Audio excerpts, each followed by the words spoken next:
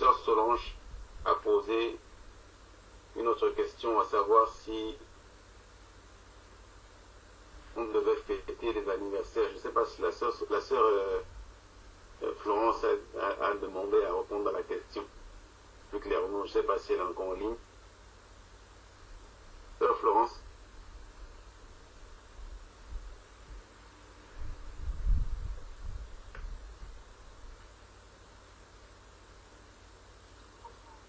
Elle vient d'être déconnectée.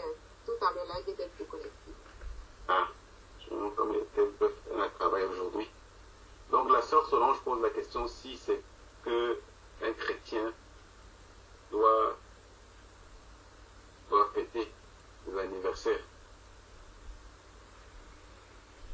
C'est ça, non, ma sœur Sandrine? Si nous devons célébrer les anniversaires de nos enfants. C'est la sœur Sandrine ou Solange? Parce que tu as dit Solange d'abord. Sandrine. Sandrine. D'accord. Est-ce qu'un frère veut répondre? Sinon, je vais répondre. Moi, j'avoue que je ne me suis pas encore, parce que le dimanche dernier, par exemple, il y avait une nièce à la sœur Florence qui fêtait l'anniversaire de l'enfant. Et la question a été un peu effleurée. Moi, pour ma part, vraiment, je ne me suis pas encore penché réellement sur ce sujet. Si un frère a déjà étudié la question, il puisse un peu nous donner sa contribution par rapport à ce sujet, à savoir si un chrétien doit fêter l'anniversaire au mieux ou bien pour ses enfants. Je me suis penché sur la question, mais je préfère qu'un autre frère prenne la parole. Amen.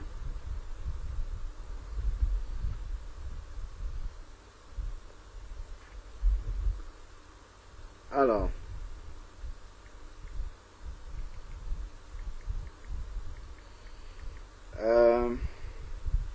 si je peux apporter des éléments de réponse par rapport à cela, la manière dont tu as formulé la question, frère Stéphane, tu as dit, est-ce qu'un chrétien doit fêter l'anniversaire? Doit, ça veut dire que c'est un devoir. Après, si tu me dis que est-ce qu'un chrétien peut, c'est différent. Si tu me dis un chrétien doit, moi je te dirais tout de suite que, bon, voilà, c'est pas un devoir pour un chrétien de fêter son anniversaire. Bon. Pour rester complètement biblique et équilibré, c'est vrai que certains vont dire non, il ne faut pas fêter, non, il faut fêter, ainsi de suite. Ce qui est important, déjà, c'est de savoir est-ce que la Bible nous interdit de le faire. Bon, pour ma part, je ne vois pas un verset qui dit non, vous n'avez pas à célébrer le jour où vous êtes né. Je ne vois pas ça dans la parole du Seigneur. Maintenant, le Seigneur, au début, si je prends Romains 14 par exemple, Romains 14 va nous aider un peu à élucider cette question-là. Romains chapitre 14, il est dit ici, Romains 14 verset 5 et 6, il nous dit, bon, déjà je vais commencer au premier verset, c'est important de lire le premier verset. Romains 14 verset 1 dit, faites bon accueil à celui qui est faible dans la foi sans discuter des opinions. C'est important déjà de savoir que tous les enfants de Dieu n'ont pas le même n'ont pas la même maturité spirituelle. Donc il faut tenir compte de la maturité spirituelle de chaque enfant de Dieu sans tenir compte des opinions. Sauf si il y a quelque chose qui est clairement un péché. Auquel cas, quelle que soit la maturité de l'enfant de Dieu, on va lui dire que c'est un péché quand même. Bon. Donc il est dit ici, Romains chapitre 14 verset 5 dit, tel juge un jour supérieur à un autre. Donc par exemple, quelqu'un lui va dire que le jour de mon anniversaire, c'est un jour qui est plus grand que les autres, parce que c'est ce jour-là que je suis né. C'est le jour de mon anniversaire. Donc moi, je considère que c'est un jour particulier pour moi. Auquel cas, ce jour particulier-là, je vais aussi faire quelque chose de particulier. Je m'arrête là pour l'instant, sans entrer dans ce que j'entends par particulier. On va voir ça après. Ensuite, maintenant, il dit, tel autre les juge tous égaux. Donc celui, par exemple, qui ne fête pas son anniversaire, c'est parce que le jour de son anniversaire, c'est un jour comme les autres pour lui. Donc, il dit maintenant que chacun soit pleinement convaincu dans sa propre pensée. Donc, il faudrait que si quelqu'un dit que le jour de son anniversaire, c'est un jour qu'il veut mettre à part, qu'il soit pleinement convaincu dans sa pensée que ce jour-là, il veut le mettre à part. Qu'il soit convaincu de ce qu'il est en train de faire, qu'il ne le fasse pas comme si il y a quelque chose qui le condamnait, en fait. Bon. Ensuite, maintenant, au verset 6, il dit, celui qui se préoccupe des jours. C'est là maintenant que ça va devenir spirituel, en fait. Il dit, celui qui se préoccupe des jours s'en préoccupe pour le Seigneur. Donc, si quelqu'un dit, je me souviens de mon jour de naissance parce que ce jour-là, je veux rendre une action de grâce particulière au Seigneur parce qu'il m'a donné la vie. Il le fait par motif de conscience pour le Seigneur. Dans ce cas, son anniversaire n'est pas une mauvaise chose. C'est écrit ici, il s'en préoccupe pour le Seigneur. Il a mis ce jour-là à part pour pouvoir glorifier le Seigneur ce jour-là. Je me rappelle par exemple, je l'avais déjà donné en témoignage au bien-aimé une fois, le premier anniversaire de notre fille Raphaëla, on avait invité des personnes, on a partagé un repas avec, c'était des enfants d'abord, qui sont venus passer l'après-midi, on leur a donné voilà, les friandises, tout ça, et on a invité les parents aussi. Le soir, quand les parents, donc dans l'invitation, on avait dit aux parents que le soir, quand ils vont venir récupérer les enfants, il faudrait qu'ils restent un peu, qu'ils prévoient de rester un peu. Et donc, justement, quand les parents sont restés, nous avons rendu témoignage à Dieu parce qu'il y avait un sujet justement de témoignage par rapport à Raphaëla sur plusieurs sujets. Par exemple, sur le sujet de simplement ceux qui ont été parents. Elle, dès qu'elle est sortie du ventre maternel, elle a fait ses nuits tout de suite. Nous, on n'a pas connu de nuit blanche. Même déjà à l'hôpital, elle dormait toute la nuit. Il fallait qu'on la réveille le matin ou même la nuit pour lui donner du biberon. Donc, nous, on n'a pas connu ça. Elle est venue à la maison. Elle a fait 1 an. Pratiquement, le carnet de santé était vierge. Il n'y avait pas de maladie, pas de petits bobos d'enfants, ainsi de suite. Donc, c'était vraiment des sujets d'action de grâce qu'on a tenu, en fait, à témoigner devant des personnes qui étaient présentes ce jour-là. Donc, et pour rendre témoignage au Seigneur. Donc, on a remis toute la gloire au Seigneur. Il y avait près d'une 60aine de parents qui étaient là dans le salon. On a rendu témoignage, et les membres de la famille, bien évidemment. On a rendu témoignage. On a passé un moment dans la louange. Et après, le Seigneur m'avait mis à cœur d'apporter la parole. Donc, j'ai apporté ce que j'avais sur le cœur et je crois que je vous l'avais témoigné. Et ce jour-là, le Seigneur a mis sur mon cœur de parler du retour de Jésus. Et quand j'ai commencé à parler de cela, à un moment donné, l'Esprit de Dieu vraiment me faisait comprendre, mais dans le cœur, en fait, que ce dont tu es en train de parler là, si ça se produit maintenant, le retour du Seigneur, dans la 60aine de parents qui sont ici, il n'y a que 5 candidats à l'enlèvement. Je dis candidats, je ne dis pas 5 qui vont être enlevés. Parce qu'il n'y a que 5 personnes qui sont converties là et tes propres frères de sang. Il n'y en a pas un seul. Parmi les 4 ou 5 qui étaient là, il n'y en a pas un seul qui en fait partie. Et ça, il y a une profonde tristesse du Seigneur, en fait, qui est venue dans mon cœur. Et j'ai commencé à prier. Et ma prière s'est portée, en fait, comme la prière d'Abraham, en fait. Seigneur, si tu arrives maintenant ici, est-ce que à cause de ton fils qui est en train de témoigner de toi, est-ce que tu ne vas pas sauver aussi d'autres personnes qui sont là? Et la prière a fini en pleurs, en fait. Et j'ai dû m'excuser devant ces personnes-là. Dès que j'ai terminé, je suis allé tout de suite aux toilettes. Et c'était plus fort que moi. Je me suis mis à même le sol, par terre, assis sur le sol, et je pleurais à chaudes larmes comme un enfant. Ma belle-sœur qui n'est pas convertie est venue. Elle me dit, mais qu'est-ce qui se passe? Tu n'es pas content? Regarde, tes frères, ils se sont déplacés, ils sont venus de loin.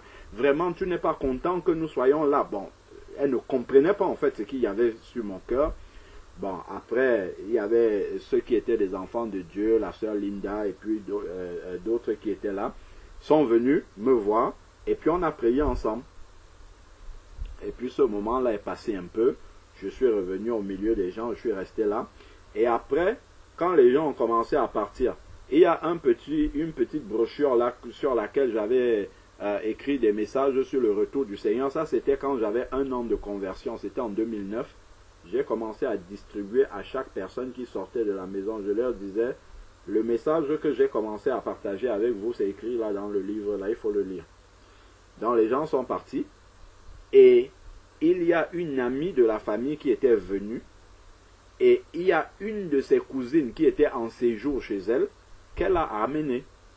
Et cette cousine-là, en fait, elle a reçu ce petit recueil de messages sur le retour de Jésus. Et elle a ramené en Italie où elle vit. Elle a pris ce livre-là et elle a dit qu'elle a commencé à lire. Quand elle était dans le bus, elle essayait de lire, elle comprenait, c'est une catholique à la base. Et elle ne comprenait pas. Et elle se posait la question, elle disait, mais comment quelqu'un peut parler de Dieu et pleurer comme ça devant tout le monde? Et elle essayait de lire, elle ne comprenait pas. Elle pose, mais ça trottait dans sa tête. Seigneur, pourquoi je lis ce livre-là? Je ne comprends pas. Elle a déposé, et puis il y a sa Bible qui était sur son étagère depuis, elle ne l'avait pas lu depuis longtemps. Elle a repris sa Bible, et je crois que c'était dans un verset de 1 Timothée. Le Saint-Esprit est tombé sur elle quand elle était en train de lire. Elle s'est convertie radicalement dans sa chambre. Elle est passée de catholique à une sœur chrétienne dans la foi, c'est-à-dire que les sujets sur la femme doit prier avec le voile, tout cela, on n'a pas eu besoin de lui enseigner ça. Elle a reçu tout cela de la part du Seigneur. Le baptême d'eau par immersion, quelqu'un ne s'est pas mis devant elle pour lui dire que son baptême catholique n'était pas valable. Tout cela, elle a reçu. Elle a demandé, il y a ses frères qui étaient convertis déjà en Allemagne là-bas. Quand elle était en séjour là-bas, elle a demandé à passer dans les eaux du baptême. Quand elle sortait des eaux du baptême, Dieu l'a baptisée du Saint-Esprit immédiatement. Elle a commencé à sortir, parler de Jésus aux personnes dans les parcs là-bas en Italie, ainsi de suite, toute seule comme ça. Bon. Juste pour dire que si tout ce que tout dépend de ce qu'on met derrière l'anniversaire. Si derrière l'anniversaire, je veux mettre un sujet d'action de grâce au Seigneur, si je veux utiliser cet événement-là que les gens du monde, eux, connaissent comme étant un jour particulier pour pouvoir atteindre des âmes, parce que si je leur dis passer chez moi un dimanche écouter la parole de Dieu, ou bien un autre jour, passer chez moi écouter la parole de Dieu, ils ne viendront pas. Par contre, si je leur dis venez à mon anniversaire, ils viendront. Je peux utiliser mon anniversaire pour pouvoir parler de Jésus aux gens. Donc, tel juge ce jour-là, verset 6, pardon, celui qui se préoccupe des jours s'en préoccupe pour le Seigneur. Donc, si quelqu'un utilise cela, voilà, pour le Seigneur, voilà un exemple de résultat que ça peut produire. Je ne suis pas très certain que si la cousine que nous on connaissait venait en dehors, bon, peut-être elle serait venue avec cette cousine-là, ça n'aurait peut-être pas eu le même impact. Ça ne l'aurait pas touché comme le fait de ce qu'elle a vu là et que le Seigneur a permis. Donc, il s'en préoccupe pour le Seigneur. C'est bon, celui qui mange après ça, c'est par rapport aux aliments, mais il fait le parallèle avec les jours. Et celui qui mange, mange pour le Seigneur, en sorte que... voilà. Donc, ça, c'est dire maintenant, celui qui va dire que tous les jours sont égaux, il ne fait pas mal aussi. C'est écrit dans Colossiens, Colossiens chapitre 2, verset 16. Colossiens chapitre 2, verset 16. Et je vais nous montrer là où il va avoir le problème. Colossiens chapitre 2, verset 16 dit,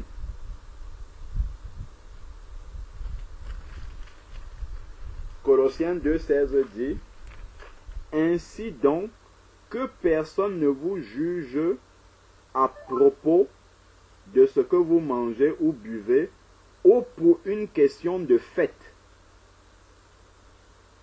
de nouvelle lune ou de sabbat. Et ça peut être lu en fait dans les deux sens.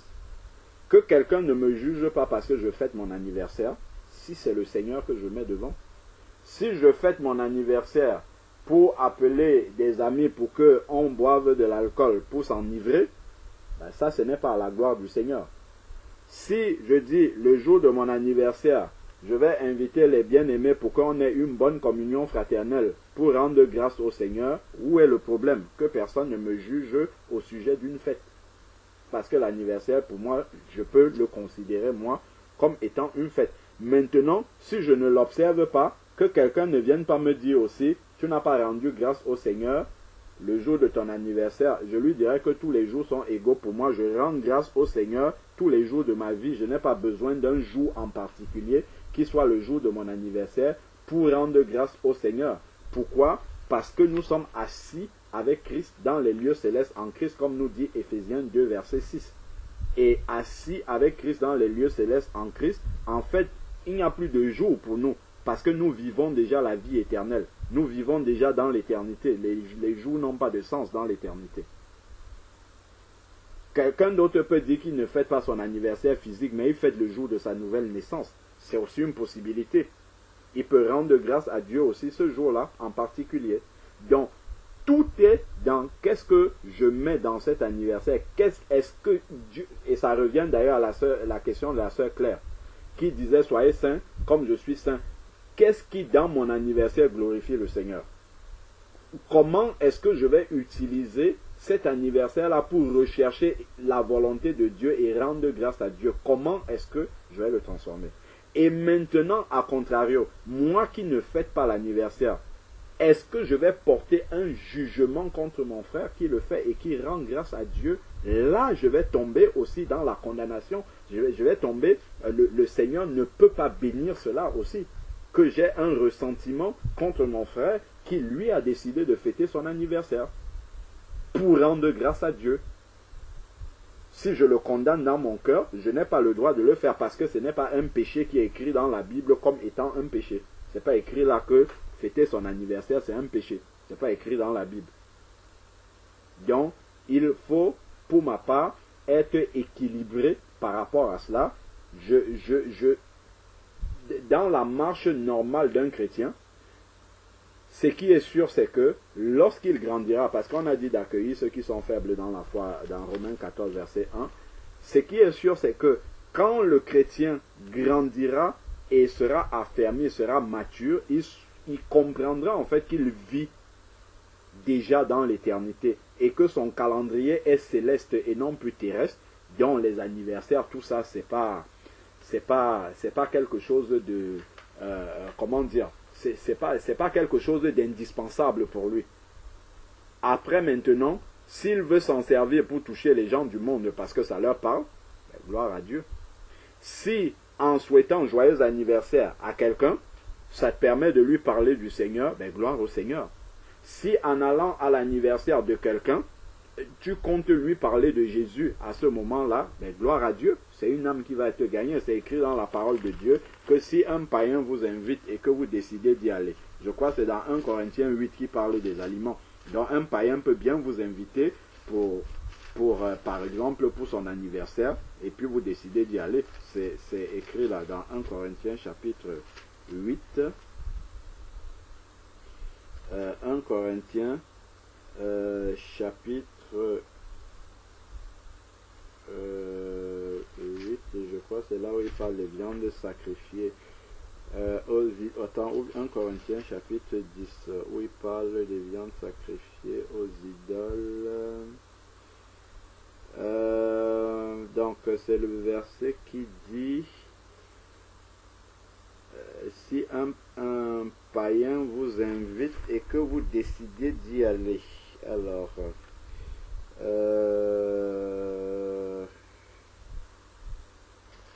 je ne sais plus si c'est 1 Corinthiens chapitre 8 ou chapitre 10.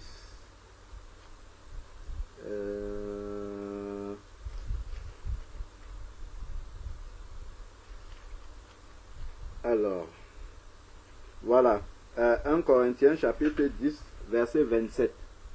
Si un non-croyant vous invite, quel que soit le motif, et que vous vouliez y aller, mangez de tout ce qu'on vous présentera sans vous poser aucune question par motif de conscience. Donc un non-converti peut m'inviter pour son anniversaire et que j'ai envie d'y aller. Maintenant, j'en reviens encore à la question toujours de la sœur Claire tout à l'heure. Est-ce que dans mon déplacement chez ce païen-là, je suis motivé par l'amour du Seigneur? Où est la gloire de Dieu là-dedans? Est-ce que je vais pour rendre un témoignage à Dieu, pour être la lumière? Par exemple, moi, à titre personnel, ma belle-sœur a souvent fêté l'anniversaire de mon grand frère.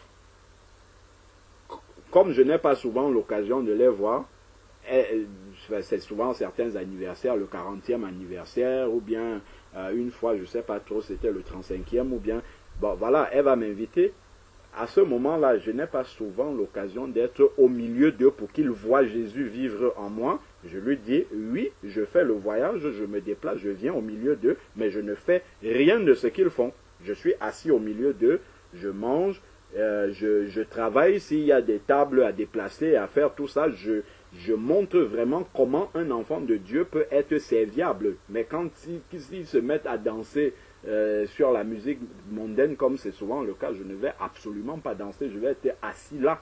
Et comme ils me connaissent, comme quelqu'un qui dansait, qui allait en boîte de nuit, et qu'ils me voient assis là, écouter cette musique-là, ne pas bouger, c'est une prédication pour eux. Alors que si je suis enfermé chez moi, et je leur dis que les anniversaires, ça vient du diable, je n'aurais pas rendu témoignage à Dieu. La lumière sera restée sous le boisseau et non pas sur la table pour éclairer ceux qui sont dans les ténèbres. Un exemple. Justement, ma belle-sœur fêtait le 40e anniversaire de mon frère et elle a fait un anniversaire surprise. Elle nous a invités, nous sommes arrivés et elle a invité des personnes avec lesquelles il s'était brouillé, mon grand frère et elle. Ils s'étaient brouillés, avec certains ils ne se parlaient plus, ils avaient perdu les autres de vue, et ainsi de suite, et ils avaient laissé pourrir la situation, ils avaient laissé ça comme ça. Et donc, dans une perspective de réconciliation, elle a invité toutes ces personnes-là à l'anniversaire de mon frère, ils ont même loué une salle. Et j'étais dans ma belle famille, je dormais. Et mon frère, il a fini par savoir quelques heures avant le début de sa soirée, là, de son anniversaire, que sa femme invitait. Il a su que sa femme lui organisait un anniversaire. Et il m'appelle, il tombe sur la sœur Linda, il demande de me réveiller. On me réveille. Il me dit, écoute, voilà, mon épouse a organisé l'anniversaire, je sais que c'est pour ça que vous êtes venus. Et elle a invité beaucoup de personnes avec qui on a eu des problèmes. Et vraiment, je souhaiterais que tu prennes la parole. Je ne suis pas son frère qui le suit directement, il y a un autre frère entre lui et moi. Donc, il est mon grand frère. Il me demande, est-ce que tu peux prendre la parole pour expliquer aux gens qui vont être là que c'est pas bien de garder rancune et tu essayes d'appuyer avec des versets bibliques et ainsi de suite. Et moi je lui dis, mais tiens, mais pourquoi tu veux que ça soit moi qui parle? 1, c'est ton anniversaire, 2, c'est toi le grand frère, donc c'est mieux que ça soit toi qui parle. Et il me dit non. Si toi tu parles, ça aura plus de poids que moi.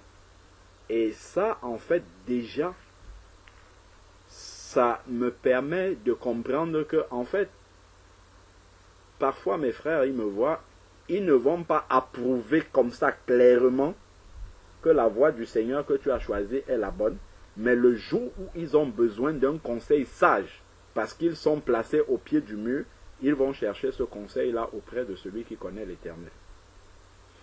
Je lui dis, bon, ok, c'est bon, je vais parler. J'arrive donc à la soirée et il fait la petite introduction et il me donne la parole pour parler à ces personnes-là.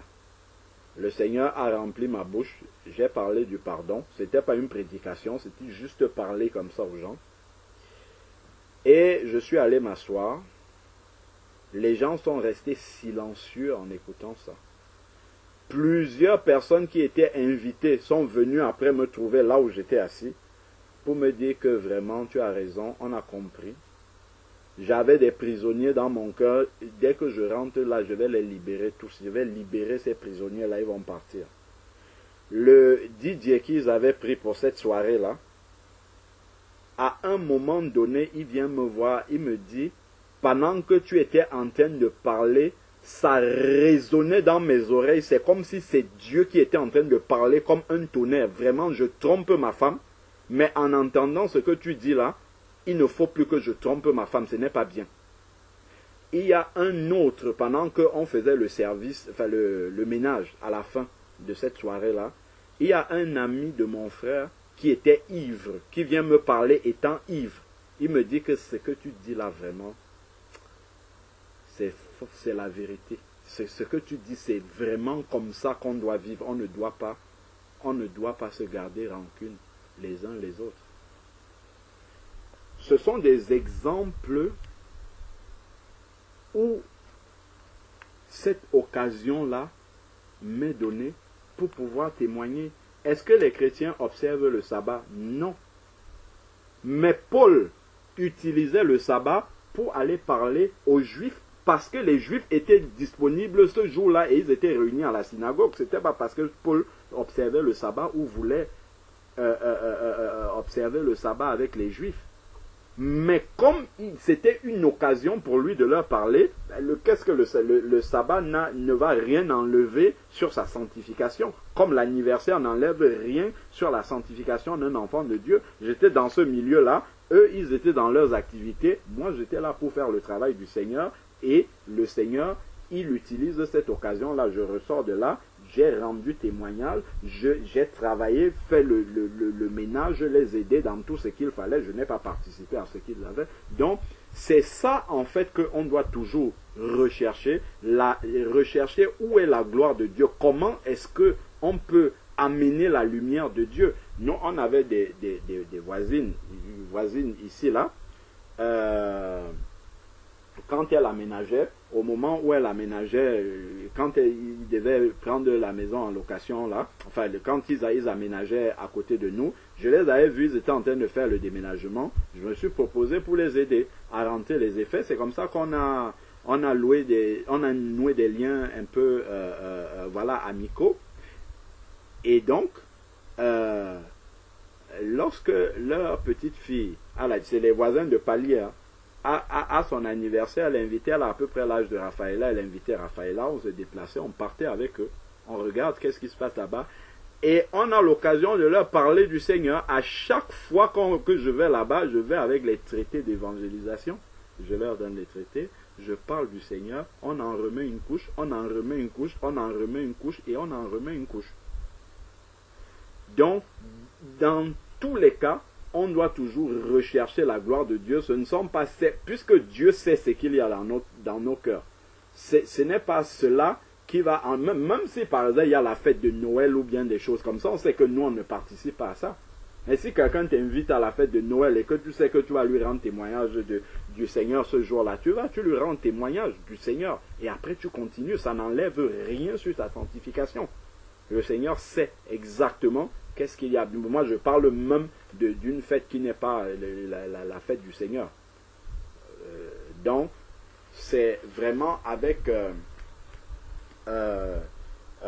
cette sagesse-là, pour ma part, que nous devons...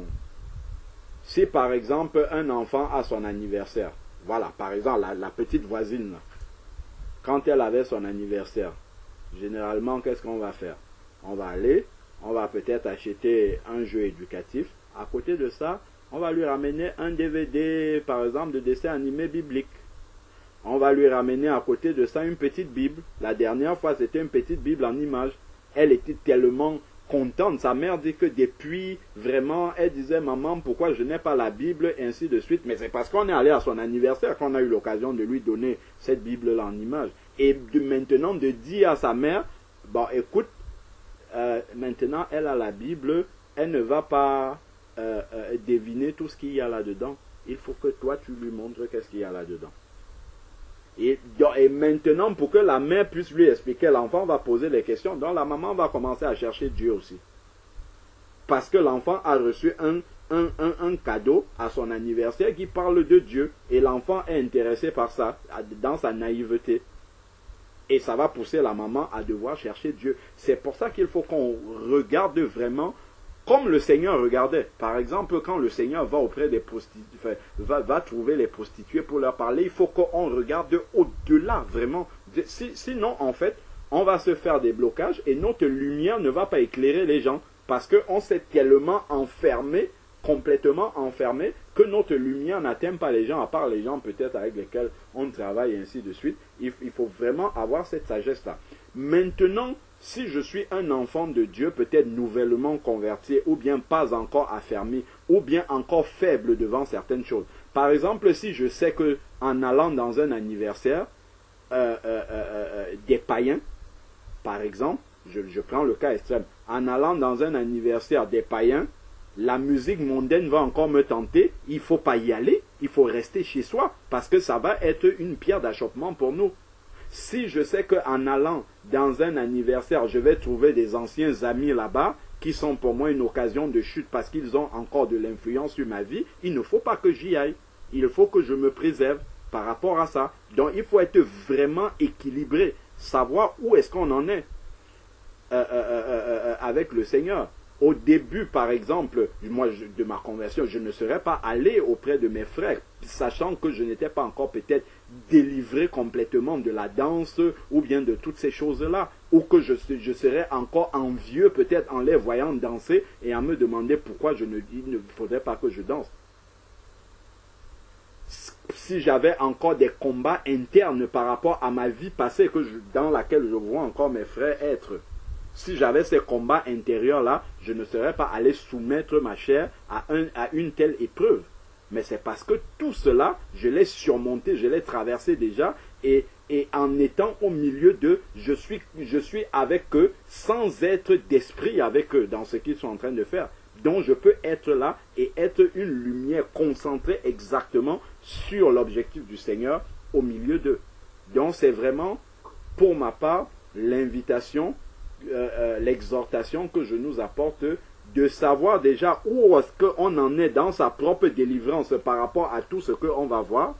Si organiser l'anniversaire pour moi suppose aller acheter les gâteaux, aller, je sais pas moi, acheter la dernière chaussure griffée à mon enfant, bon, je ne dis pas que tout cela est mauvais. Si ça se limite à cela, ben, il y a des convoitises charnelles, mondaines, qui sont encore en moi, qui doivent partir. Si pour moi l'anniversaire c'est ça que ça signifie, ben, il faudrait que j'arrête.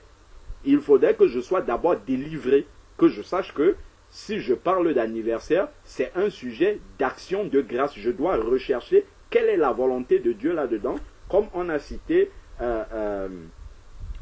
Colossiens chapitre 3, verset 17.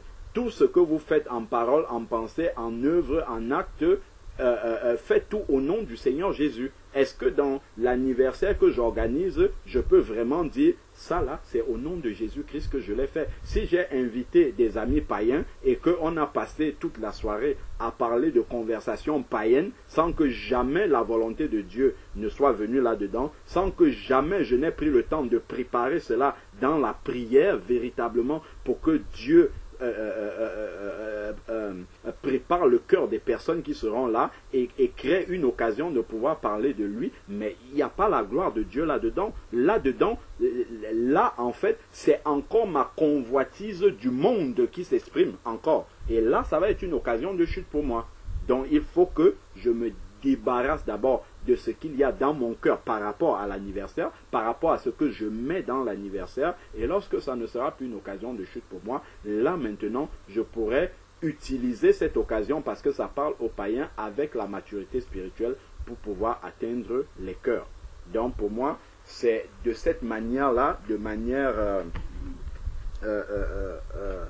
équilibrée, je pense, avec l'aide du Seigneur, que nous devons considérer cette question-là. Amen. Amen. Amen. Amen. Allô? Allô? Ouais, c'est la sœur Daniel. Je voudrais poser en parlant d'un anniversaire, je voudrais poser une question par rapport à ça. Oui, ma soeur. C'est une autre question, bien c'est toujours sur le sujet. C'est en fait pour savoir si un autre frère veut compléter. D'accord, ok. Ok, ma soeur. Je parle de moi. Hein. Donc, par exemple, je suis avec un inconverti, les anniversaires des enfants. Je ne souhaite plus, mais lui, il veut continuer. Qu'est-ce que je peux faire dans ce cas-là?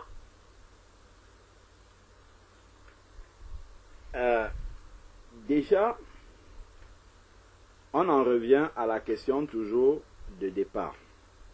Est-ce que l'anniversaire est un interdit de la parole de Dieu? Je dis non. Ce n'est pas écrit qu'on ne doit pas fêter les anniversaires. En tout cas, moi, de ce que je lis de la parole de Dieu, je ne vois pas ça écrit là-dedans comme ça. Littéralement, il ne faut pas fêter les anniversaires. La manière dont le frère Stéphane a formulé, est-ce qu'on doit? Je dirais, bon, on ne doit pas, ce n'est pas une recommandation. La seule chose qu'on doit faire en termes de commémoration, c'est le repas du Seigneur. C'est de ça qu'il a dit, faites ceci en souvenir de moi. Ça, on doit le faire. Maintenant, pour l'anniversaire, ce qu'il faut, c'est de rechercher la gloire de Dieu et de rester dans la paix. Rester dans la paix, c'est aussi rechercher la gloire du Seigneur. Donc, dans ce cas de figure, s'il veut fêter l'anniversaire, c'est pas comme si c'est un péché qu'il veut faire. Déjà, s'il veut le faire, normalement, c'est pour témoigner de son amour aux enfants. À sa manière, comme lui, il ne connaît pas encore le Seigneur, lui, c'est une manière de témoigner son amour aux enfants. Il va peut-être leur acheter des cadeaux, ou bien en tout cas, il va leur faire plaisir. Donc, c'est une manière. Donc, si tu lui dis non, ne fais pas cela, bon, déjà, c'est écrit qu'on ne vous juge pas. C'est écrit dans Colossiens, hein, c'est le Colossien, il est encore là. Colossiens 2, c'est est-ce que personne ne vous juge au sujet du manger, du boire ou d'une fête. Donc, lui, il fait l'anniversaire des enfants. Si tu lui dis non, tu es en train de le juger par rapport à ça, même si c'était un enfant de Dieu. Donc, pour ma part, ça, c'est en fait une question qui va ramener la discorde dans le couple alors que ça peut être évité. C'est pas vraiment un sujet sur lequel il faut se prendre de la tête parce que c'est pas un péché en soi. C'est pas là-dessus en fait que, surtout quelqu'un qui ne connaît pas Dieu, c'est pas là-dessus. Après maintenant, si dans cet anniversaire-là, il va inviter les gens pour s'enivrer dans la maison et puis que ça tourne au péché. Bon. De toutes les manières, ce n'est pas comme ça que tu vas l'empêcher de ne pas vivre dans le péché. Hein. S'il ne le fait pas à la maison, il peut le faire dehors ou ailleurs. Donc, il n'a pas besoin forcément de ta permission pour le faire. Donc, c'est avec la sagesse de Dieu. Ce n'est pas en mettant les interdits comme ça. Surtout quand on est avec quelqu'un qui n'est pas converti. C'est vraiment avec la sagesse du Seigneur qu'il faut l'amener à comprendre. Non pas qu'il ne doit pas organiser les anniversaires, mais ce qu'il y a de mauvais dans ce qu'il fait dans l'anniversaire. C'est ça. Mais pas pointer du doigt dans le sens de le juger. Parce que ça ne sert à rien de juger un païen. Un païen, il ne sait pas. Il ne comprend pas qu'est-ce qu'il y a de mal. Là-dedans, si c'était un enfant de Dieu qui s'enivre, ok, tu vas lui dire ça c'est péché, ainsi de suite. Mais pour un païen, il faut, avec la sagesse de Dieu, l'amener, par exemple, à comprendre vraiment avec beaucoup de sagesse que, par exemple, sans le pointer du doigt directement, alors ça, tu fais ça, c'est mauvais, en disant, regarde, par exemple, c'est l'anniversaire des enfants, les enfants sont là, regarde ce comportement-ci, où vous prenez de l'alcool devant les enfants de manière déraisonnable, ça, c'est pas bien pour les enfants. C'est pas, je crois, hein, ça, c'est ce qui me vient à l'esprit maintenant, en lui parlant de cette manière-là, ça va mieux le toucher que de lui dire, non, je suis chrétien maintenant, on n'organise plus les anniversaires ici. Tu vois, donc tout ça, c'est vraiment une question de sagesse, en fait. De savoir comment. Et même les enfants auxquels on a eu l'habitude de fêter les anniversaires, il ne faut pas être brutal comme ça. Parce que si on est brutal, on coupe tout, on n'achète plus les cadeaux, ainsi de suite, l'enfant ne comprendra pas. Là, on revient encore dans l'éducation. L'enfant ne comprend pas. Pour lui, ça sera un manque d'amour, en fait. Ça sera comme si on manquait d'amour totalement. Comme si subitement on ne l'aime plus. Parce que l'enfant ne comprendra pas cela. Il n'y a aucun mal si on a à cœur, au moment où l'anniversaire d'un enfant arrive, de lui faire un cadeau. Ou avant, ou après, ou pendant. Il n'y a vraiment aucun mal pour lui témoigner l'amour au fur et à mesure que l'enfant va grandir. Et quand il sera converti. Parce que pour comprendre en fait qu'on est affranchi des jours, il faut être converti. Hein, sinon on ne le comprend pas. Il y a même certains chrétiens, par exemple, qui pensent que dimanche, c'est sacré. C'est le jour du Seigneur. Je dis, des vrais enfants de Dieu nés de nouveau ne savent pas que le dimanche ou le lundi ou le mardi, tout ça, tous ces jours-là sont pareils. Beaucoup ne le savent pas. Ils considèrent encore que la chose est comme ça. C'est ceux que la Bible dit sont encore faibles dans la foi. Donc, pour ma part, il faut y aller vraiment avec beaucoup de sagesse, surtout quand c'est quelqu'un qui n'est pas un enfant de Dieu. Il faut aller vraiment avec énormément de prudence et de sagesse. Surtout, mettre ce qui est mauvais, c'est vraiment le fait, par exemple, de faire devant les enfants des choses qui ne sont pas bien, ainsi de suite. C'est là-dessus que sagement, il faut l'amener à comprendre. Et puis, c'est peut-être ça qui va l'amener vraiment à ne plus faire ça et à se limiter peut-être vraiment à faire plaisir aux enfants. Parce que c'est, après tout, si on organise un anniversaire d'enfant, c'est pour faire plaisir à l'enfant. C'est pas pour nous réjouir nous-mêmes, c'est pour faire plaisir à l'enfant. Je dis même pour un païen, je parle même pas pour les enfants de Dieu. Donc, pour ma part, vraiment, ça demande de faire avec sagesse et de ne pas amener la brutalité dans l'application de la parole de Dieu quand il y a quelqu'un dans le couple qui n'est pas converti. C'est vraiment... Et même avec les enfants qui ne comprennent pas encore, il faut aussi vraiment y aller de manière très sage. Sinon, après, les enfants, même ils sont perdus au milieu de tout ça, ils ne comprennent plus rien à rien. Et c'est très important. Même dans un couple, hein, au milieu de deux enfants de Dieu, l'un peut être affranchi des jours et l'autre ne l'est pas. Le moment de fêter l'anniversaire va arriver, on va le faire. Celui qui est plus avancé dans la foi doit supporter celui qui est moins avancé. Comme la Bible a dit, faites accueil à ceux qui sont faibles. Donc si l'autre veut fêter l'anniversaire, il faut se rendre disponible. Il faut, dans ce cas-là, faire passer l'amour avant l'autre. Avant vraiment de vouloir dire la parole de Dieu, il faut faire passer l'amour avant, il faut se rendre disponible. S'il y a des choses à acheter, il faut aller les acheter, ainsi de suite. Et dire, ça c'est un moment d'action de grâce. Il faut mettre le Seigneur devant, ainsi de suite. C'est de cette manière-là qu'on va pouvoir rechercher la gloire de Dieu au milieu de tout ça. Donc, voilà pour ma part la compréhension que j'ai du sujet. S'il y a d'autres frères qui souhaitent apporter des compléments ou bien une autre approche de cette question-là, ça serait la bienvenue aussi. Amen. Amen. Merci frère. Amen. Allô? Amen. Oui, frère Georges.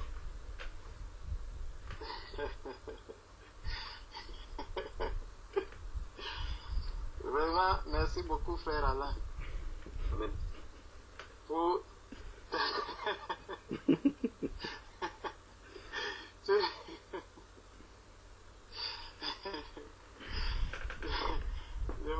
retiendrai toujours du frère Eric.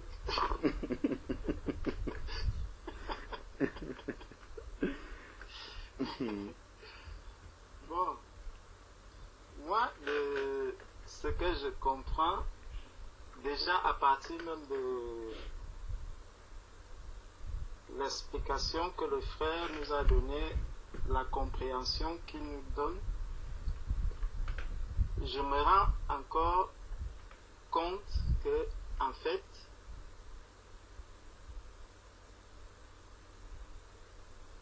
fêter l'anniversaire doit aussi être un acte spirituel.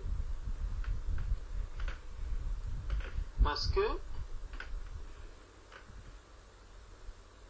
quand le frère a posé la question de savoir est-ce qu'un chrétien doit fêter l'anniversaire, c'est à cette question que moi je vais répondre. Et je me servirai aussi des exemples que le frère a pris.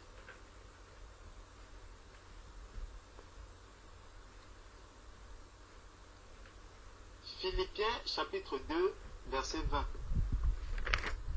Philippiens chapitre 2, verset 20 nous dit: vous êtes édifiés sur le fondement des apôtres. Allons-y. Prenons Philippiens chapitre 2 au verset 20.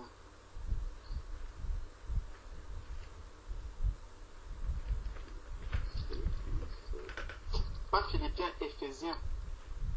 Excusez-moi. Éphésiens. Qui dit: vous avez été édifiés sur le fondement des apôtres et des prophètes, Jésus-Christ lui-même étant la pierre angulaire. Bon. Lorsque nous regardons un peu la question de l'anniversaire, quelqu'un qui fête un anniversaire, que ce soit un païen ou un chrétien, regardons un peu l'attitude de la personne qui fête l'anniversaire. Il va passer du temps dans la recherche de comment est-ce que sa fête, la fête qui sera organisée, doit être réussie. Comment la fête va être réussie? Prenons déjà le cas du chrétien. La parole de Dieu nous dit ceci. Dans Luc, chapitre 14, prenons Luc chapitre 14. Nous sommes partis d'Éphésiens 2, 20. Nous reviendrons peut-être dessus. Luc chapitre 14, verset 20, nous dit, verset 12, il dit aussi à celui qui l'avait invité: lorsque tu donnes un dîner ou à souper, n'invite pas tes amis, ni tes frères, ni tes parents, ni des voisins riches, de peur qu'ils ne t'invitent à leur tour et qu'on ne te rende l'appareil. Mais lorsque tu donnes un festin, invite des pauvres, des estropiés, des boiteux, des aveugles, et tu seras heureux qu'ils ne peuvent pas te rendre l'appareil, car elle te sera rendue à la résurrection des justes. Donc, premier cas, le chrétien. Si le chrétien organise un anniversaire, voilà, puisque l'anniversaire est une fête, voilà les personnes déjà qu'il devrait inviter. On peut se dire que bon, les aveugles, les estropiés, ça peut bien être des païens. Donc je suis chrétien et c'est là où je rejoins l'un des cas du frère en disant que j'organise une fête, je vais inviter les païens. Donc déjà je vois que là, si je me situe, si je me place dans cette optique, ça veut dire que les chrétiens, je ne vais pas les inviter parce qu'ils connaissent déjà la vérité au sujet de l'anniversaire. Donc, je ne vais pas les inviter, mais je vais inviter ces personnes parce que eux, c'est moi qui dois leur apporter quelque chose, donc la parole de Dieu, la lumière, c'est ce que eux, ils ne peuvent pas me rendre. Je vais donc leur apporter la vérité, je vais leur apporter la parole de Dieu pour qu'ils soient éclairés. Et dans cette organisation, je m'arrangerai vraiment à ce que il n'y ait pas quelque chose de charnel qui vienne prendre la place de l'œuvre spirituelle que le Seigneur voudrait accomplir en ce lieu. Parce que le seul fait de se dire, je vais inviter des personnes, si je ne suis pas spirituellement mûr, mature, forcément, cette convoitise dont le frère parlait va prendre le dessus et je chercherai vraiment à paraître, je chercherai à me mettre au-dessus ou en avant. Or, dans ce cas, c'est Christ qui doit être mis en avant. La pensée que j'aurai en organisant cet anniversaire devrait vraiment être pour dire, je mets Christ en avant. Donc, nous étions là dans l'optique où je suis chrétien, j'organise un anniversaire pour moi, et qui est-ce que j'invite? Je vais inviter des païens. Maintenant, si je suis, par exemple, un païen, si, bon, pas que si je suis un païen, je ne suis pas un païen, donc, lorsqu'un païen maintenant organise l'anniversaire, lorsqu'un païen va organiser l'anniversaire, lui, ce qu'il va faire, c'est quoi? Pour lui, la première chose, bon, je sais, vous me direz qu'on ne peut pas s'attendre à ce qu'un païen agisse autrement. C'est normal, c'est naturel pour lui. Il devrait chercher à se mettre en avant, il cherchera à faire des choses vraiment qui tapent à l'œil pour le monde. Et ça, c'est encore le culte personnel. Ça, c'est tout à fait normal. Et moi, le chrétien qui vais à cet anniversaire, il faudrait aussi que j'ai justement cette maturité spirituelle pour comprendre que en y allant, je ne vais pas me mettre avec les infidèles pour que l'obscurité ou les ténèbres m'envahissent. Si j'ai cette maturité spirituelle et que j'ai bien prié, je me suis bien préparé à y aller, gloire à Dieu, je pourrais y aller sachant que j'ai un travail à accomplir au milieu des ténèbres. Mais si j'y vais simplement pour y assister, non, parce que quand on regarde l'origine des anniversaires, les fêtes d'anniversaire ont une origine occulte. Les fêtes d'anniversaire ont une origine occulte. Et nous allons voir dans la parole de Dieu qui fêtait ces anniversaires. Donc, de là, nous avons vu le cas où un païen fête l'anniversaire, le cas où un chrétien fête l'anniversaire. Maintenant, je rends grâce à Dieu parce qu'au départ, on était sur le sujet des enfants, l'éducation des enfants. Et quand je regarde un peu le mot instruire, parce que quand le frère parlait de l'instruction, j'ai regardé la définition du mot instruire. Et on dit que instruire, c'est former la personnalité de quelqu'un par une somme de connaissances.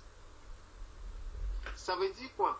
J'ai des enfants et il faut que justement la parole de Dieu que j'ai reçue, je serai en train de former les enfants, je serai en train d'instruire ces enfants, et la connaissance que j'ai de l'anniversaire, il faut que je puisse l'inculquer effectivement aussi à mes enfants.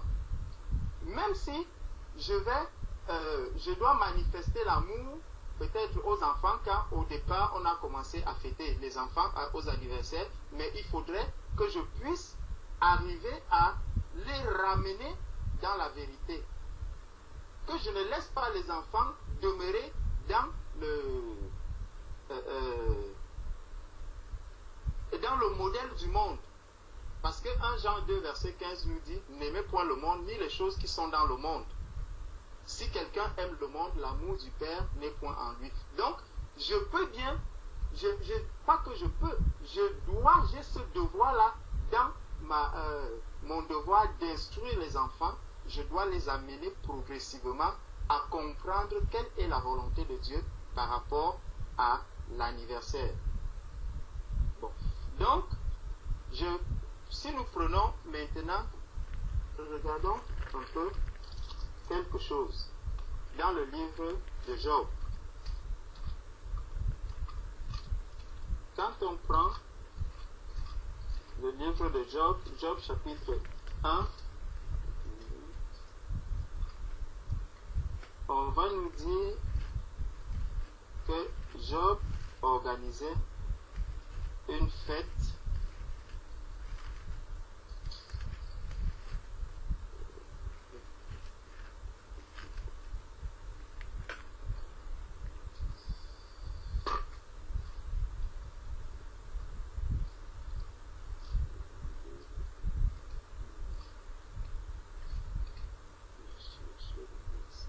Voilà. Job chapitre 1, au verset 1, il nous dit qu'il y avait dans le pays d'Uz un homme qui s'appelait Job, et cet homme était intègre et droit. Il craignait Dieu et se détournait du mal. Donc c'est quelqu'un vraiment qui avait la crainte de Dieu. Au verset 3, verset 2, on nous dit, il naquit 7 fils et 3 filles. Il possédait 7000 brebis, non là. Verset 4, ses fils allaient les uns chez les autres et donnaient tour à tour un festin. Et ils invitaient leurs 3 sœurs à manger et à boire avec eux. Donc, quand on regarde un peu, si nous avons une famille et que dans cette famille, nous sommes, parce que là, il y avait combien? 7 et 3, 10.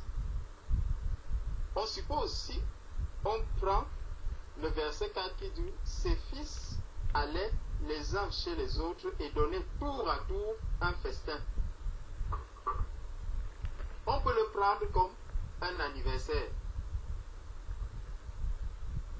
Je sais que peut-être les frères diront que ce n'est pas forcément un anniversaire, mais je dis, si on va tour à tour, donc si c'est mon anniversaire cette fois-ci, vous venez chez moi, on va manger, on va boire. Si c'est l'anniversaire du frère Stéphane, on ira chez Stéphane, on va fêter son anniversaire, on va manger, on va boire. Et on nous dit quoi? On nous dit que Job était un homme intègre et droit. C'est ça qu'on nous a d'abord dit. Bon. Maintenant, au verset 5. Et quand les jours de festin étaient passés, Job appelait et sanctifiait ses fils. Il les appelait et il les sanctifiait. Puis il se levait de bon matin et offrait pour chacun d'eux un holocauste, car Job disait, peut-être mes fils ont-ils péché et ont-ils offensé dans leur cœur. C'est ainsi que Job avait coutume d'agir. Donc nous voyons que Job, qui était un homme intègre et droit, après avoir organisé cette fête, donc lorsque chacun de ses enfants finissait d'organiser cette fête, qu'est-ce qu'il faisait? Il venait sanctifier ses enfants et il offrait un holocauste au Seigneur. Pourquoi? Parce que il se disait peut-être le péché est arrivé. Nous comprenons que si quelqu'un va assister à un anniversaire ou à une fête, c'est quelque chose qui peut vraiment t'amener au péché. Tu peux, c'est en quelque sorte, pour quelqu'un qui n'est pas affermi, ça peut être une porte que tu ouvres. Et c'est pour ça que dans le partage du frère, il disait, si j'ai encore un cœur ouvert à la musique, si j'ai encore un cœur ouvert à la convoitise, si j'ai encore un cœur... Ça veut dire vraiment, mes bien-aimés, si tu n'as pas la maturité spirituelle, vraiment, mets-toi à l'écart et vraiment prie le Seigneur pour que tu sois d'abord sorti de toutes ces choses afin de pouvoir assister ou d'organiser selon pour glorifier le Seigneur un anniversaire.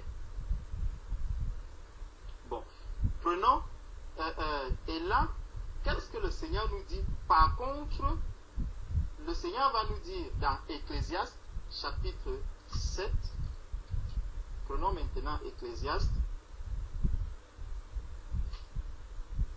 je cherche le verset.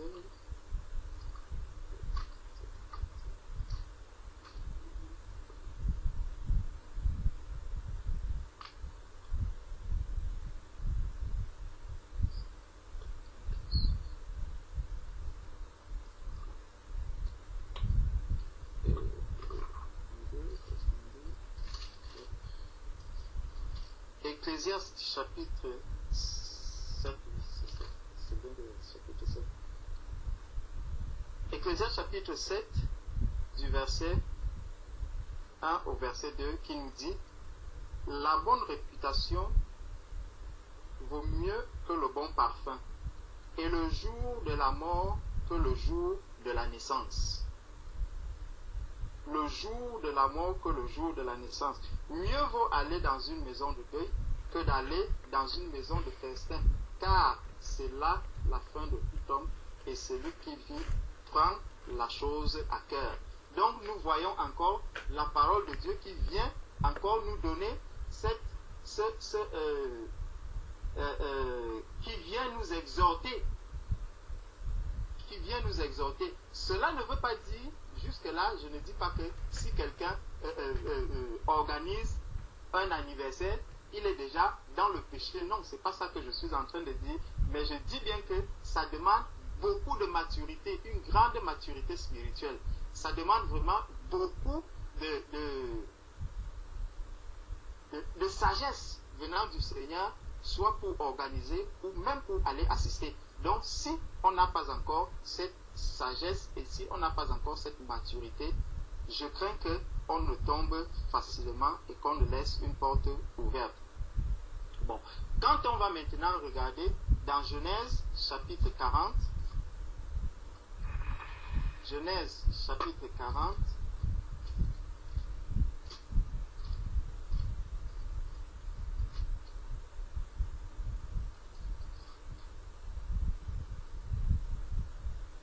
voilà,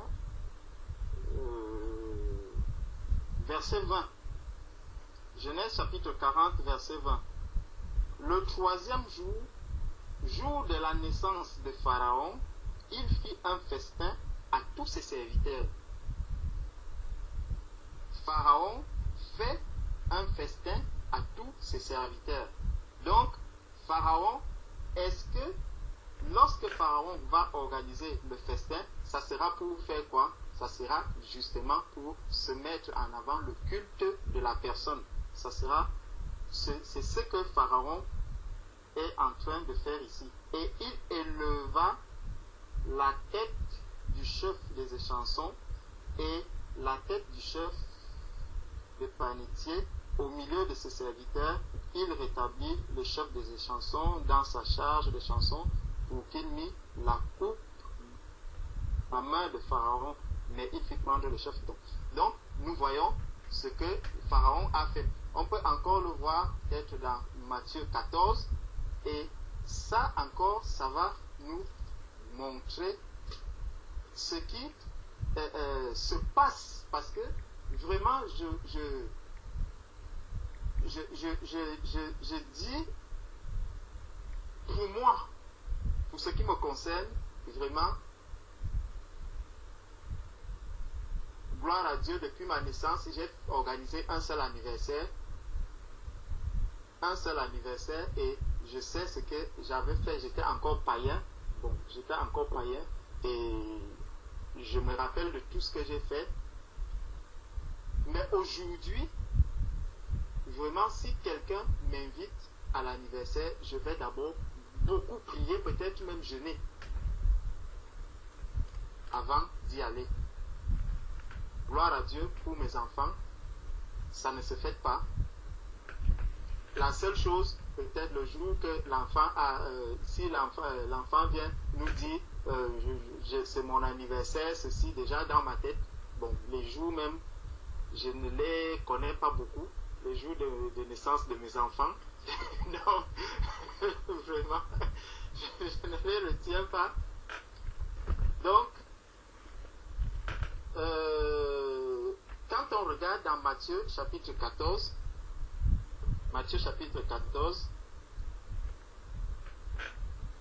on voit ce qui s'est passé justement lors de l'anniversaire d'Hérode, verset 6.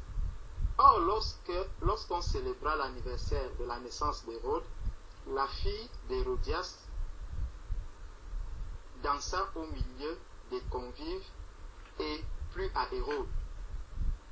Par la suite, nous voyons, c'est la tête de Jean-Baptiste qu'elle va demander. Donc, à l'anniversaire, il y a toutes sortes de choses qui peuvent se passer et le diable peut facilement utiliser ces moments. Bon. Ceci dit, je le rappelle bien, fêter un anniversaire, ce n'est pas un péché.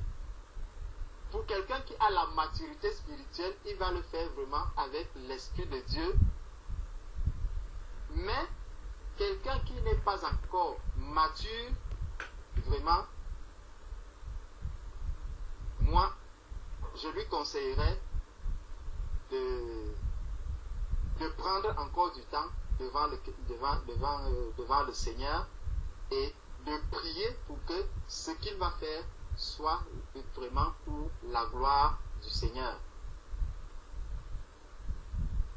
Donc, c'est un peu grosso modo ce que je peux dire par rapport à ce sujet, bien qu'il soit un sujet bien vaste et qu'on peut beaucoup approfondir.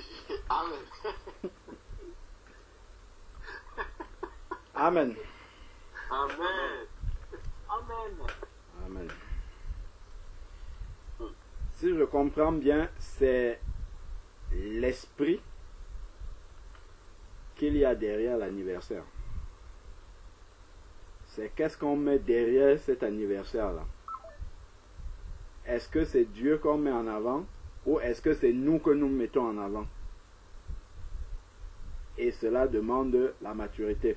Parce que effectivement, si on manque de maturité et qu'on veut organiser ou participer à un anniversaire, on va se comporter avec l'esprit du monde, c'est-à-dire avec une pensée non régénérée.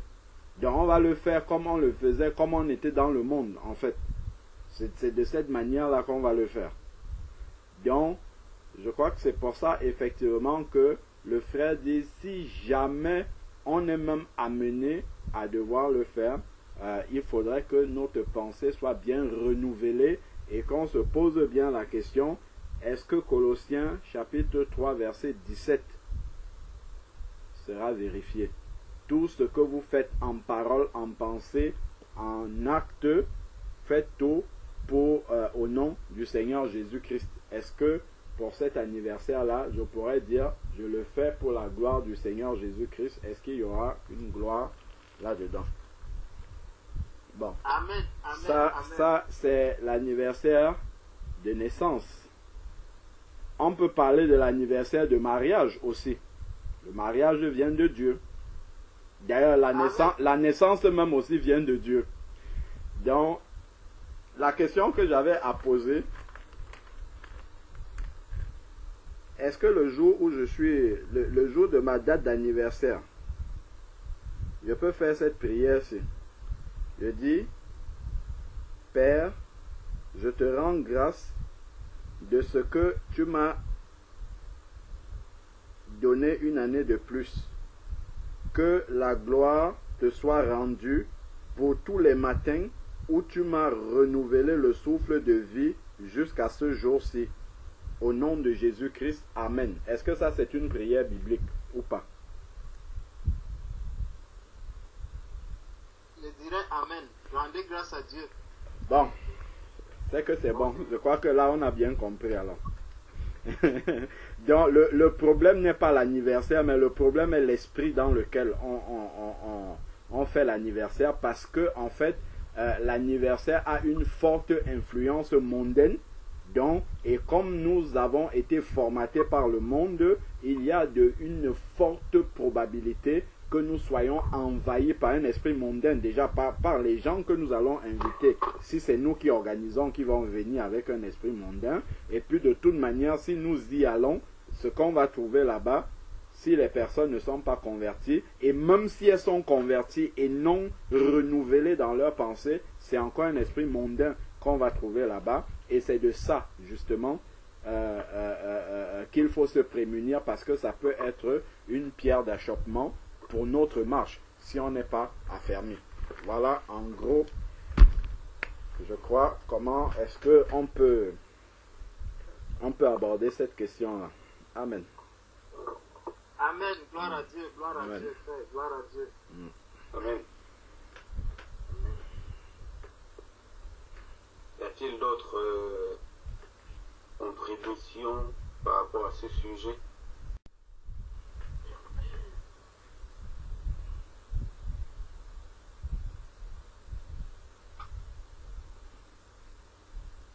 Ou d'autres questions, d'exhortation, ou encore même sujet de prière? Sur un autre verset. Vas-y, ma soeur. Alors, c'est le verset 1 Corinthiens 6. 1 Corinthiens chapitre 6.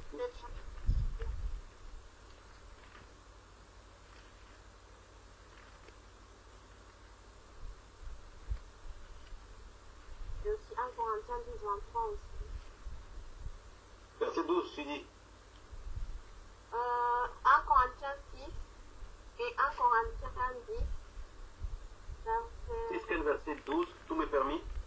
Oui, c'est ça. Oui, c'est ça. Donc, et c'est quoi la question, ma soeur Mireille? C'est clair qui parle. Comment? C'est clair qui parle. Ah, ma soeur Claire, excuse-moi. Donc, C'est quoi la justement, question? pour savoir si ce verset-là était aussi en lien aussi un peu avec les anniversaires ou pas. Si on peut émettre un lien avec cela ou pas.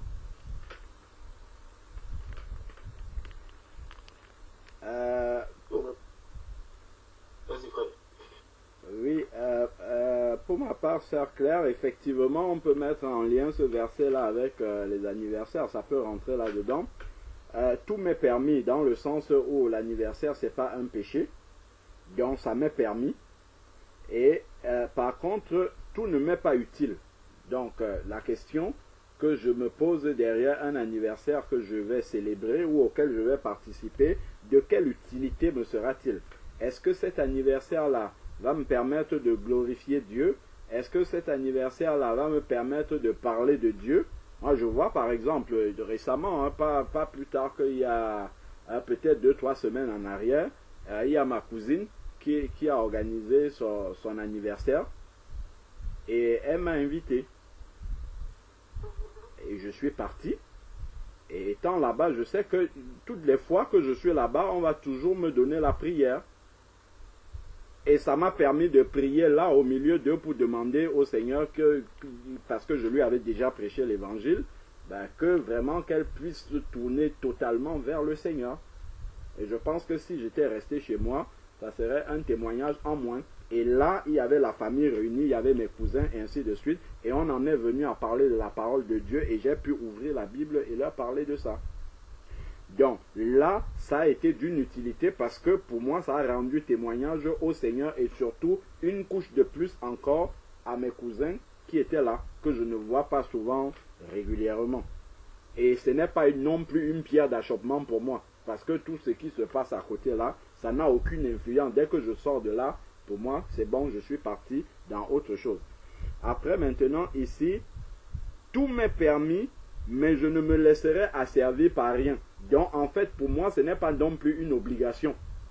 Donc, si je n'éprouve absolument pas, je ne juge pas de l'utilité d'y aller, il faut que je sois libre en tant qu'enfant de Dieu de dire je n'y vais pas.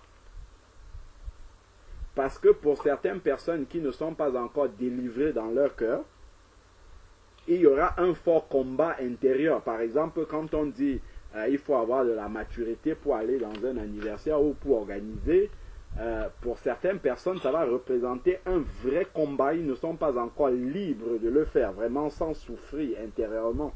Ils ne sont pas encore, détachés de ça. Pour revenir à ce que Frère Georges disait, moi aussi, je crois que de toute ma vie, personnellement, je n'ai fêté aucun anniversaire. Personnellement, organiser un anniversaire, je ne l'ai jamais fait. Et je crois qu'une fois, ma maman a dû organiser mon anniversaire. J'étais tout petit, une fois. Et puis une autre fois, c'est un de mes frères à tout qui m'avait fait une surprise comme ça. C'est tout, que j'étais païen même encore. Mais moi-même déjà comme ça, de dire que c'est mon anniversaire, je vais prendre l'initiative de faire ça, ça, ça. Pour moi, personnellement, c'est quelque chose qui ne m'a jamais... Ça ne m'a jamais rien dit. Bon, ça c'est à titre personnel. Hein. Donc déjà, l'anniversaire, pour moi, ce n'est même pas une pierre d'achoppement. Parce que... il n'y a pas, à part maintenant que je suis enfant de Dieu, bon, je peux dire merci Seigneur, mais à part ça, je ne mets rien derrière. Donc, je ne me laisserai asservir par rien. Asservir, c'est dans le sens où, par exemple, des personnes vont peut-être venir te mettre la pression et te dire, ouais, ben c'est quand même ton anniversaire, c'est pas tous les jours qu'on atteint 20 ans, c'est pas tous les jours qu'on a 30 ans, il faut que tu fasses quelque chose. Et maintenant, pour faire plaisir aux gens, tu vas t'asservir à cette loi-là en leur organisant une soirée, en leur organisant, je sais pas moi, un repas. Parce que justement, voilà, tu vas subir cette pression-là. Je ne me laisserai asservir par rien. Ou alors on va t'inviter à un anniversaire. Tu vas dire, oui, une telle sera là-bas, il faut quand même que je sois là-bas. Ou bien parce que dans ton cœur, il y a encore le désir de te montrer, de te faire voir, de voir que tu as la dernière belle robe ou bien la dernière belle voiture, il faut que tu y ailles. Là, tu es asservi encore. Parce que tu as besoin d'aller auprès des hommes pour avoir une certaine reconnaissance. Donc là, c'est encore quelque chose qui a une domination sur toi. Donc l'anniversaire ne doit pas, je suis libre, mais ça ne doit pas exercer une quelconque domination, une quelconque influence sur moi. Je dois l'exercer, ma position par rapport à ça doit être animée en fait par ma liberté complète en Christ. Si le Fils vous a franchi, vous serez réellement libre. Et derrière cela, je dois toujours, quand on parle d'utilité, c'est toujours utilité pour le royaume, utilité pour la gloire de Dieu. Ce n'est pas utilité pour ma satisfaction personnelle. Amen. Amen.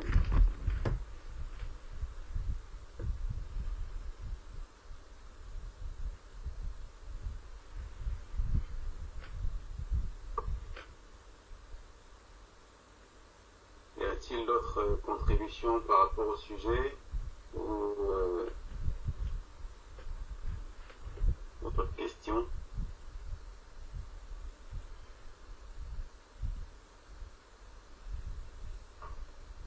Moi j'ai une question sur le même sujet, bon, pas forcément pour un anniversaire, mais si on invite un enfant de Dieu à une fête païenne,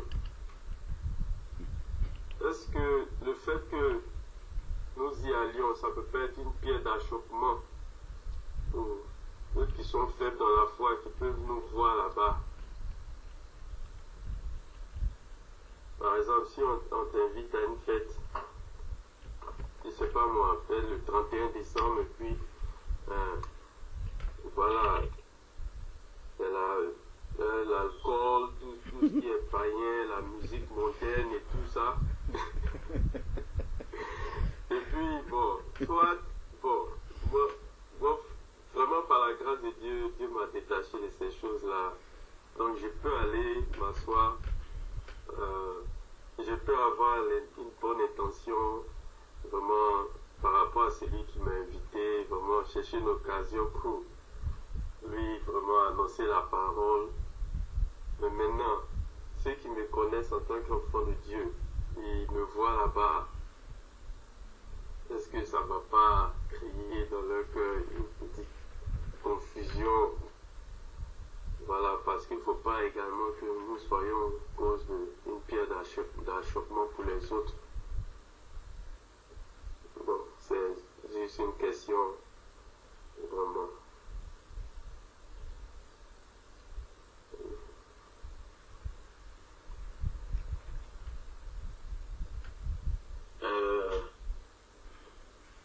Je crois que 1 Corinthiens chapitre 8 du verset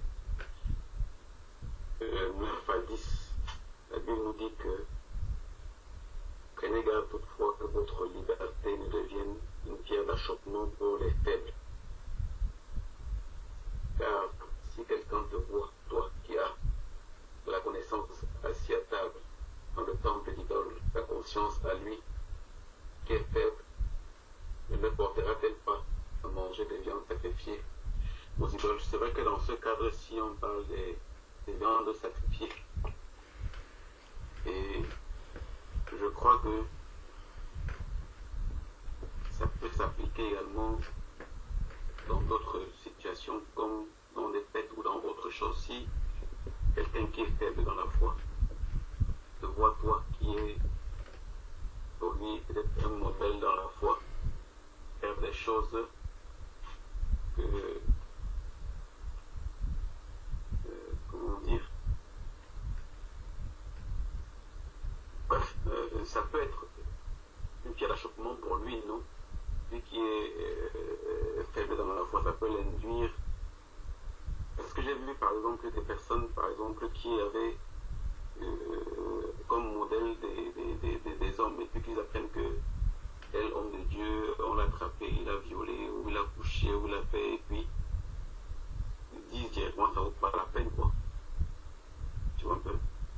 Donc, je pense que nous devons faire attention. Comme le passage que le frère Alain a lu dans, et en tout cas livre encore, de faire attention avec les plus faibles. C'était donc quel livre? Je l'avais tout à l'heure dans ma tête là, mais c'est reparti.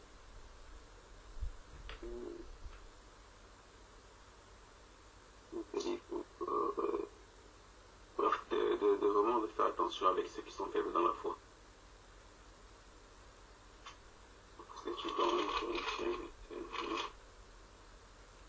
C'est pas Romains 14, verset 1. Voilà, effectivement, Romains 14. Dans Romains 14. Donc de faire vraiment attention. Donc je pense que notre liberté vraiment ne soit pas une pierre d'achoppement pour les autres. Pas parce qu'on a cette sagesse, vraiment, on a même noté tout à l'heure que nous ne sommes pas tous au même point de foi, au même point, au même niveau. Donc ce que toi tu maîtrises déjà, que tu as suivi, que toi tu es capable de te maîtriser déjà, que l'autre ne peut pas, vraiment nous devons faire attention. Pour moi, c'est ce que je pensais à mon frère Jean-Charles. Donc, nous devons vraiment examiner et demander vraiment la sagesse, comme les frères ont dit tout à l'heure, de pouvoir avancer avec le Seigneur, sachant qu'il y a des plus jeunes, des plus faibles qui nous regardent et que la façon dont nous marchons peut être une pierre d'achoppement dans leur marche également. Donc voilà pour ma contribution par rapport à ça. Alain, tu nous avais donné un témoignage d'un pasteur qui allait Oui, dans une boîte de nuit. ça me revient justement. Je voulais parler de ça. Je voulais parler de ça. En fait, effectivement, il faut déjà de manière globale. Une fête le 31 décembre où il va y avoir de l'alcool et tout ça. Bon, il faut vraiment avoir une réelle conduite du Seigneur pour aller là-bas. il faut vraiment que ce soit le Seigneur qui t'a envoyé là-bas. Il faut avoir un intérêt spirituel d'y être. De manière générale, il faut vraiment qu'il y ait un intérêt spirituel d'y être. Parce que le Seigneur va t'utiliser pour un travail. Même dans une mosquée, un enfant de Dieu peut aller. Si c'est Dieu qui l'envoie là-bas pour faire un travail, il peut aller dans une mosquée. Mais il faut être sûr que c'est Dieu qui t'envoie. Auquel cas, si c'est Dieu qui t'envoie dans un tel milieu, Dieu aussi va préparer le cœur éventuellement d'un plus faible qui pourrait te voir là-bas, de te donner soit les mots pour lui faire comprendre qu'est-ce que tu fais là-bas, ou alors le Seigneur pourra directement toucher le cœur du plus faible pour qu'il comprenne mieux.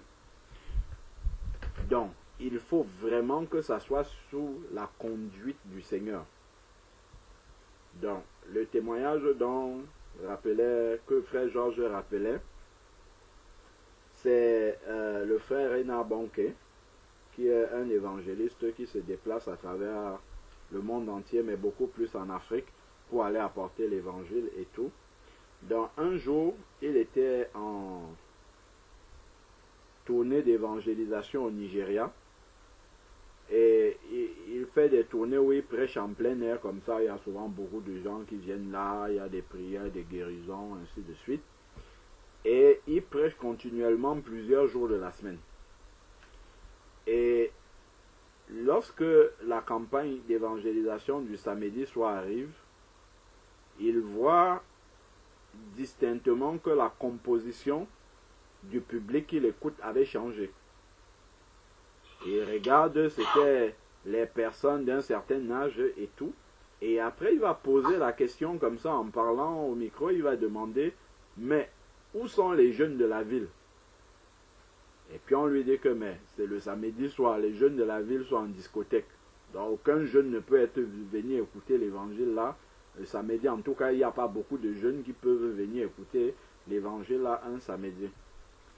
Et donc, il se retourne et il regarde les pasteurs qui organisaient la campagne d'évangélisation, qui recevaient la campagne d'évangélisation, et il dit, accompagnez-moi dans une des boîtes de nuit où il y a beaucoup de jeunes. Et puis les pasteurs se regardent entre eux, ils disent, non, vraiment, nous, on ne peut pas aller dans ces milieux-là, parce qu'on nous connaît dans la ville. Donc, si on nous voit aller dans ce milieu-là, vraiment, ça n'aura pas de sens. Et donc, il y a quand même un pasteur qui s'est décidé à l'accompagner. Il est parti, il a payé son entrée. Avec ce pasteur-là, ils sont entrés dans la boîte de nuit. Et puis, il a demandé au DJ, à un moment donné, de lui donner le micro. Il veut parler à quelqu'un. Le DJ lui a donné le micro et il a commencé à évangéliser. Il a commencé à poser la question aux jeunes, pourquoi, qu'est-ce qu'ils font là?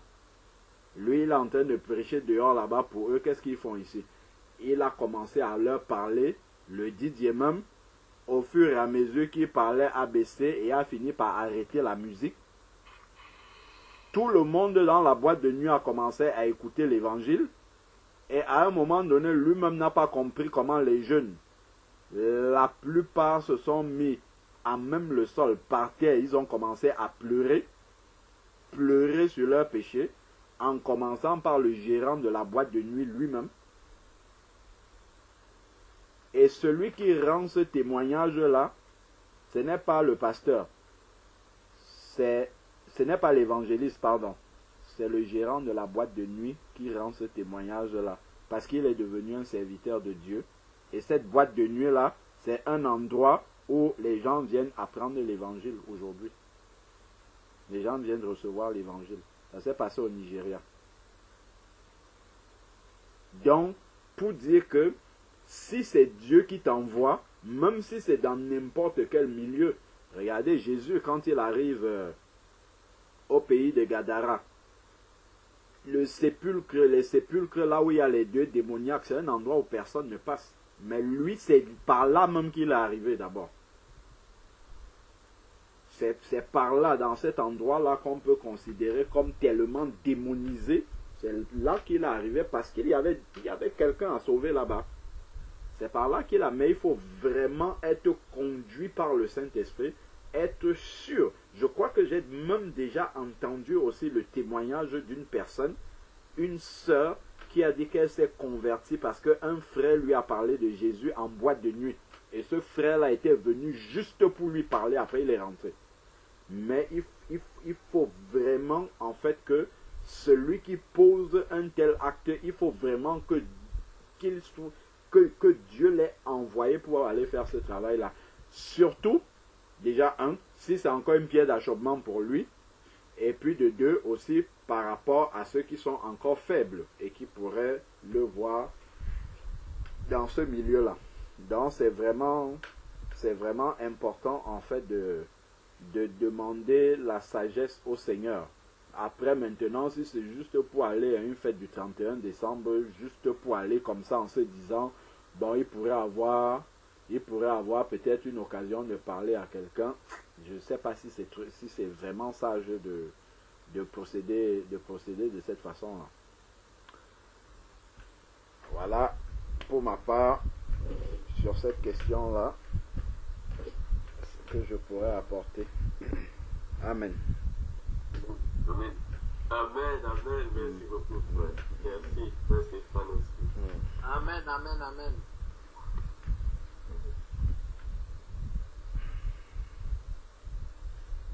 Vraiment.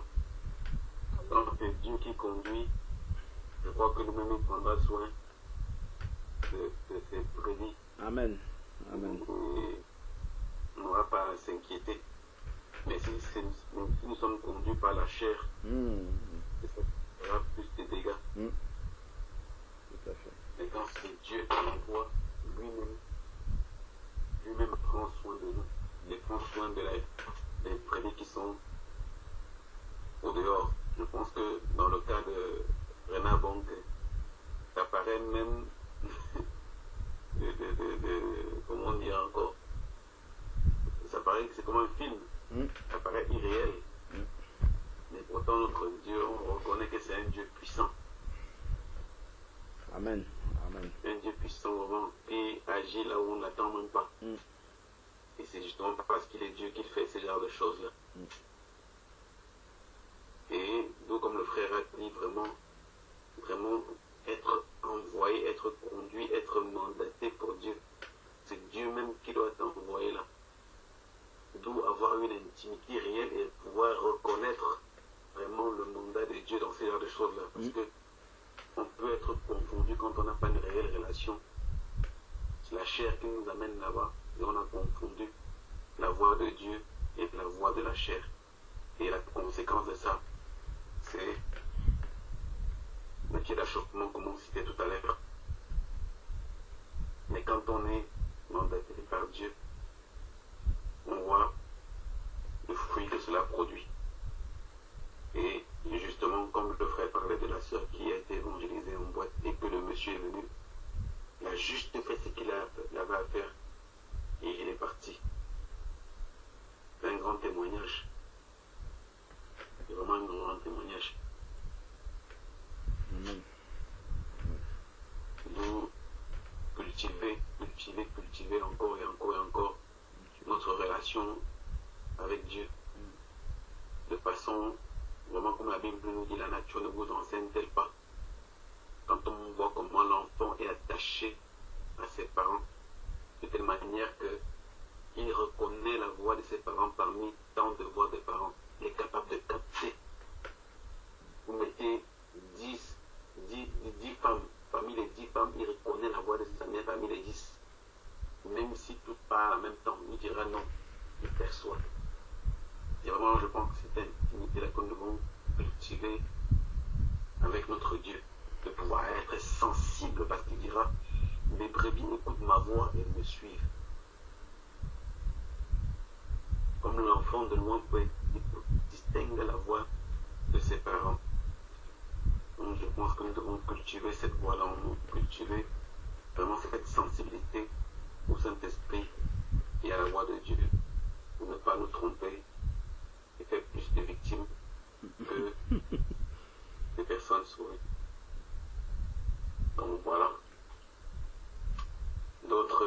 exhortations, questions ou prières, sujets. Bienvenue mon frère. Amen. Emmanuel. Amen. Merci, frère. Bonsoir, frère Emmanuel. Bonjour, bonjour, frère Emmanuel. Bonjour, bien-aimé. J'ai fini le travail un peu tard. Ah, gloire à Dieu. Ouais. Que le Seigneur te fortifie. Amen, amen. Je suis bien content de te retrouver. Pardon? Non, allez-y. Après, je vais poser.